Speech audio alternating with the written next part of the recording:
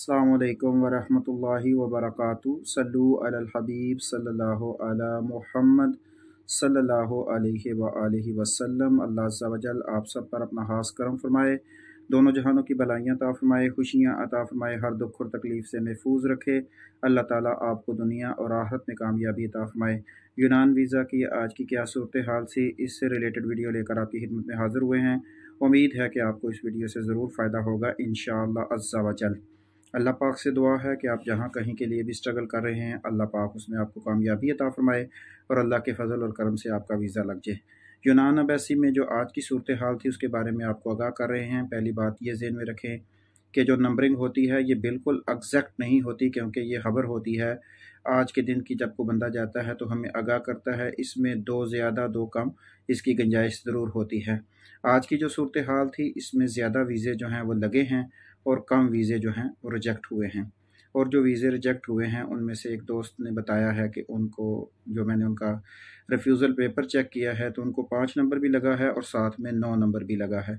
9 number का मतलब है कि वो मेडिकल में फ़ेल हैं। आप लोगों से बारहा इल्तिजा की जाती है कि भाई अपने पैसे और अपना वक़्त ज़ाया ना करें। सबसे पहले अपना कच्चा मेडिकल करवाएं और अच्छे तरीके से करवाएं, बार बार करवाएं। और जब आप मेडिकल के लिए लेबॉर्ट्री में जाते हैं, ग्रीस एम्बेसी में जो 2 लेबॉर्ट्रीज़ बताई गई हैं अपनी अपॉइंटमेंट के मुताबिक, तो उससे पहले भी 2 दिन आप या 1 दिन पहले अपना मेडिकल करवाएं, ताकि अगर आप में किसी किस्म की कोई बीमारी है तो आप उसको रोक लें और ना जाएं। ठीक है, आप असल में ज़्यादातर जल्दबाजी करने की वजह से भी आपके वीज़ा रिजेक्ट हो रहे हैं, क्योंकि आप लोग जल्दबाजी करते हैं। आप कहते हैं कि ओहो कहीं लेट ना हो जाए, ये महीना भी ना निकल जाए।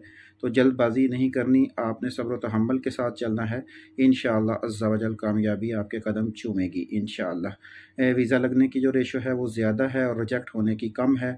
और उसमें भी अगर आपकी मेडिकल की वजह से आपका रिजेक्ट हो जाता है तो ये आपके लिए बहुत तकलीफ़ की बात है, क्योंकि इंटरव्यू तो आपके हाथ में नहीं है, उसकी तो आपने तैयारी करनी है और एम्बेसी ने ही फ़ैसला करना है। लेकिन मेडिकल आपके हाथ में है। अगर आपको पता हो कि हम मेडिकल में फ़ेल हैं या मेडिकल हमारा ठीक नहीं है, तो एक तो आपने 30,000 रुपया भी अपना ज़ाया किया, एम्बेसी की फ़ीस भी ज़ाया की, इंश्योरेंस भी ज़ाया की और सारी मेहनत ज़ाया करके वीज़ा भी ज़ाया कर दिया।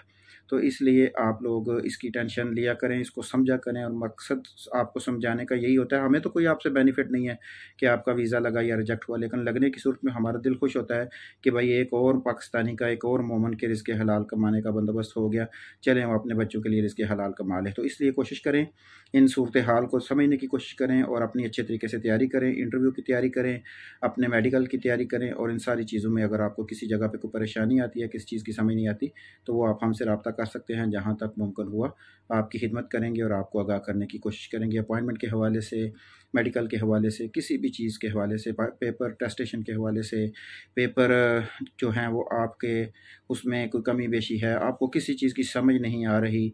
और दूसरा ये है कि आपने जो है इंश्योरेंस करवानी है या किसी भी सिलसिले में आपको कोई परेशानी बनती है, तो वो आप हमसे रब्ता करके पूछ सकते हैं। जहाँ तक मुमकिन हुआ आपको आगाह करने की कोशिश करेंगे।